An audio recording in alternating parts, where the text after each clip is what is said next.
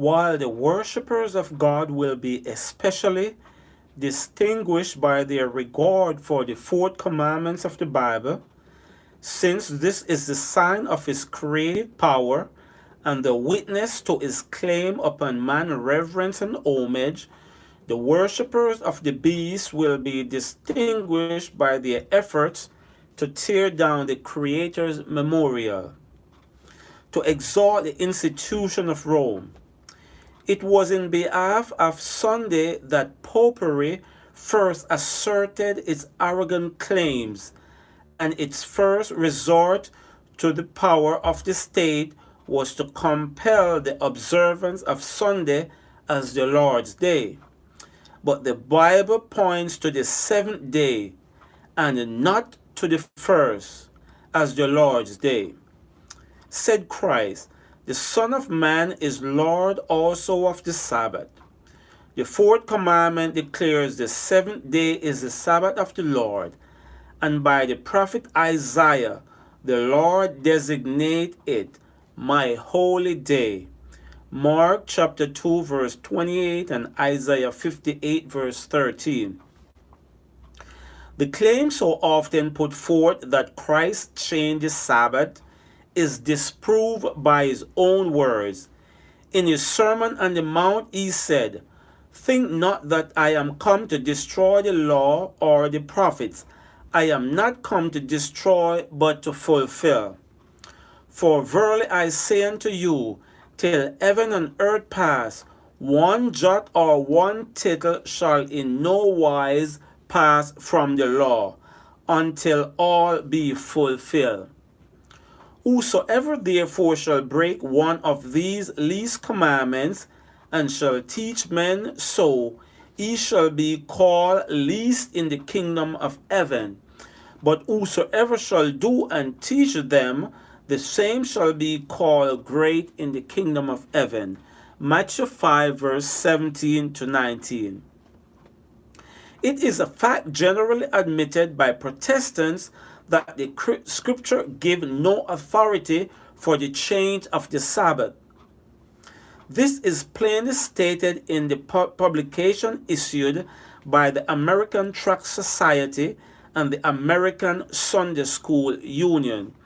One of these works acknowledges the complete silence of the New Testament so far as any explicit command for the Sabbath, Sunday, the first day of the week, or definite rules for its observance are concerned.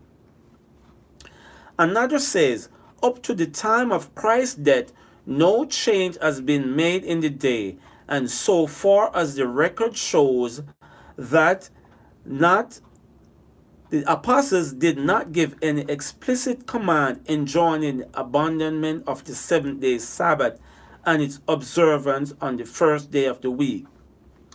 Roman Catholics acknowledge that the change of the Sabbath was made by their church, and declare that Protestants, by observing Sunday, are recognizing her power.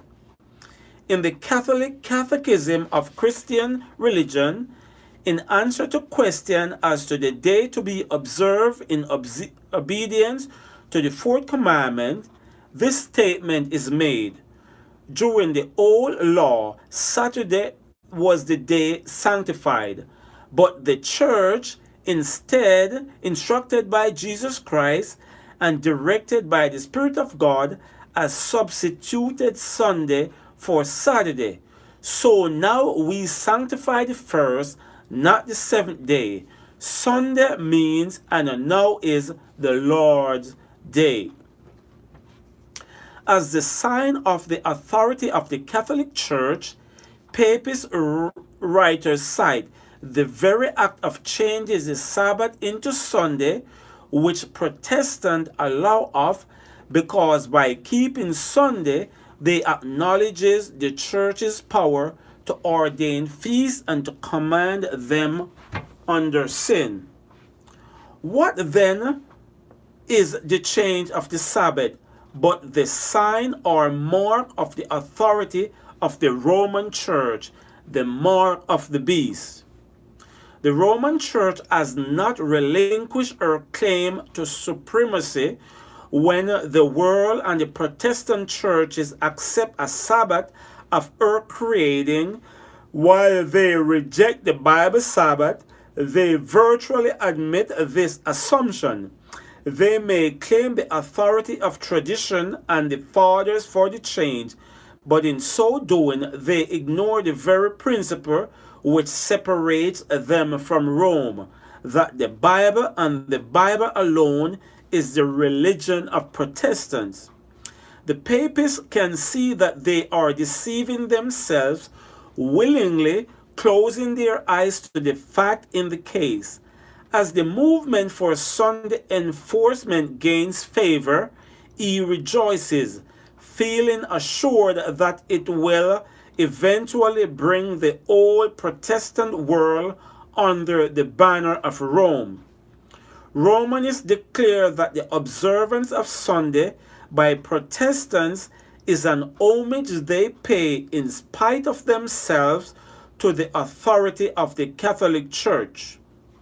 The enforcement of Sunday keeping on the part of Protestant churches is an enforcement of the worship of the papacy, of the beast.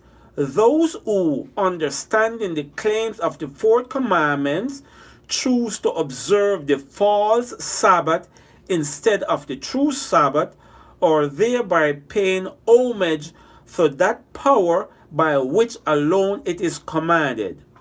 But in the very act of enforcing a religious duty by secular power, the churches would themselves form an image to the beast.